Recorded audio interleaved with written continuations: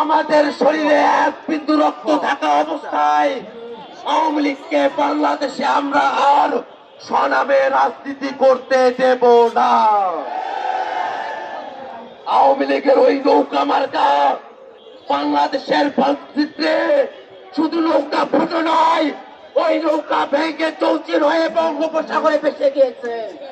ওই নৌকাকে বঙ্গোপসাগর থেকে বাংলাদেশে আর তুলে নিয়ে আসা যাবে না, যাবে না, যাবে না। বাংলাদেশের মানুষ মুজিববাদী আদর্শের বিরুদ্ধে, এই ফ্যাসিবাদী আদর্শের বিরুদ্ধে তাদের জবান পরিষ্কার করেছে। ওই মুজিববাদী আদর্শের রাজনীতি বাংলাদেশে আর পুনর্বাসিত করার চেষ্টা হতে দেওয়া হবে না। আশ্চর্যের বিষয় হলো 7 মাস পেরিয়ে গেছে, এখনো পর্যন্ত অন্তর্বর্তীকালীন সরকার দল হিসাবে আওয়ামী লীগের ব্যাপারে কোন বিচারিক কার্যক্রম শুরু করে নাই।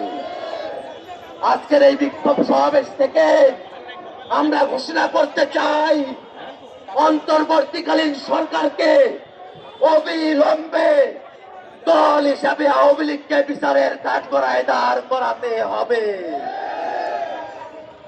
বাংলাদেশে আওয়ামী লীগের নামে কোন সাংগঠনিক, কোন রাজনৈতিক কার্যক্রম চলতে দেওয়া যাবে না।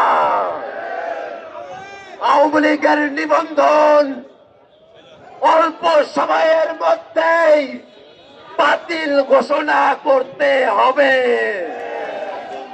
আওয়ামী লীগের নিবন্ধন যদি বাতিল করানো হয়, এই ছাত্র জনতা আবার রাজপথে এসে আওয়ামী লীগের নিবন্ধন বাতিল করিয়েই ছাড়বে ইনশাআল্লাহ। সংগ্রামী উপস্থিতি,